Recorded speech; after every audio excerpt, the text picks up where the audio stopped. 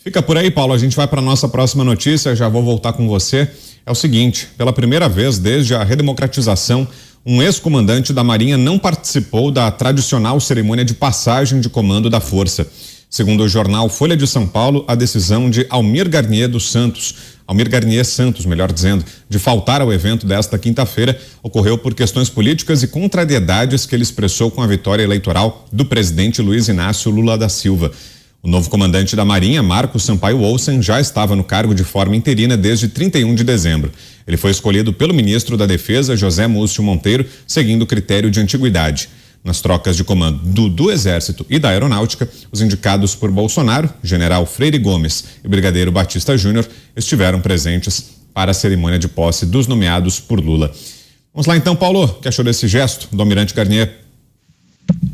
Eu vou comentar pouco sobre esse assunto, vou dizer apenas que eu sei que o Almirante Garnier é um homem raro no Brasil, desses que tem as virtudes, todas as virtudes cardinais em abundância, né? Ele é prudente, ele é forte, ele é justo, ele é sábio e é conhecido pelos seus pares por isso, né? Há muito tempo, muito antes de assumir o comando da Marinha. Eu sempre, e já me aborreci com alguns amigos próximos das Forças Armadas, sempre tive uma dificuldade de entender, durante o primeiro e segundo governo Lula, governo Dilma, etc., como prestavam continência àquela figura. A continência, ela é, e está aqui o nosso coronel, vou chamar agora de coronel Gerson Gomes, pode falar mais sobre isso, mas a continência, ela é um sinal de respeito, um sinal de reverência, geralmente muito mais ao posto do que ao indivíduo, é verdade. Mas, ainda assim, eu venho de uma família, de alguém que, como general, se recusou a receber a espada do Getúlio Vargas como primeiro lugar na turma, na época na Escola Militar de Realengo, na AMAN, porque não enxergava, se recusava, né, a ter reverência para o Getúlio Vargas, que era o ditador naquele momento. Então sempre foi uma coisa que, mesmo vindo de família, de Forças Armadas e tendo esses ideais muito caros para mim, eu nunca entendia muito. E diziam que eu estava errado e vários brigaram comigo. Agora, eu estou vendo o comandante da Marinha concordar com tudo que eu disse. Ora, você não deve se dobrar àquilo que você acha que é errado. Independente de protocolo, independente de tradição, independente de qualquer outra coisa, independente de cerimônia, independente do que vai parecer para os outros. É bonito que alguém se mantenha fiel às suas convicções. É bonito que alguém se importe mais com os seus próprios valores transcendentais do que com todas essas coisas que eu listei aqui. Então, essa é a posição dele. Se foi fiel ao que fez, e digo que se nós tivéssemos mais brasileiros como comandante, nós não estaríamos nessa situação que nós estamos hoje. Eu não disse militares, tá? Embora também seja verdade para os militares. Eu disse, se nós tivéssemos mais brasileiros dessa forma, a nossa sociedade não estaria nessa pindaíba. Paulo chamou? Pois não, Paulo?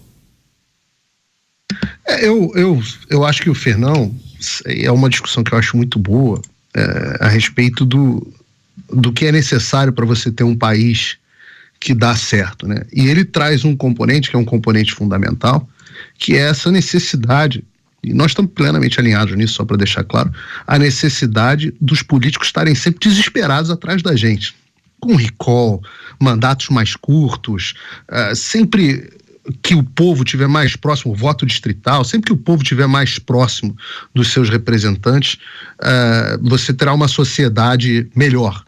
Mas eu considero essa, de novo, uma condição necessária, mas não uma condição suficiente.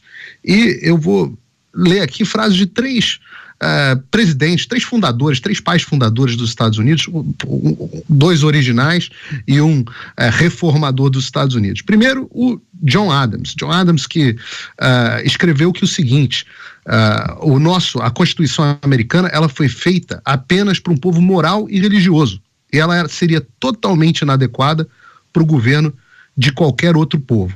Esse foi o John Adams. Depois o James Madison escreveu que a Constituição americana exige virtude suficiente entre os homens para o autogoverno.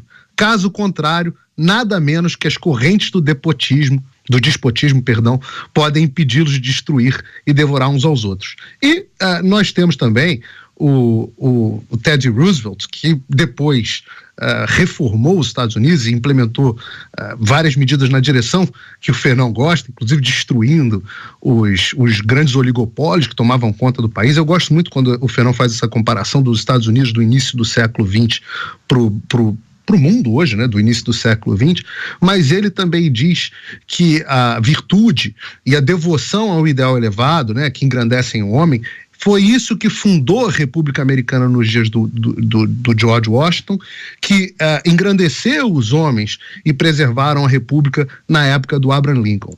Meu ponto nessa história toda, para citar esses grandes homens que criaram a nação mais livre e mais próspera que a humanidade já viu, é para dizer que nós não devemos esquecer que formas de governo são importantes, mas a necessidade de pessoas virtuosas ao longo da história é fundamental. E nós, brasileiros, todos nós, podemos e devemos tentar ser mais virtuosos. A solução para o nosso país não passa por meras reformas institucionais, não passa por meras brigas e discussões.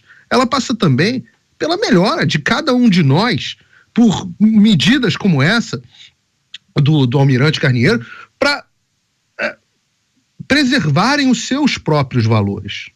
O Solzhenitsyn fala no arquipélago Gulag que para você ter a instauração, e o Jordan Peterson fala isso também com muita frequência, que para você ter a instauração de um regime totalitário, você precisa antes que o povo esteja todo moralmente corrompido.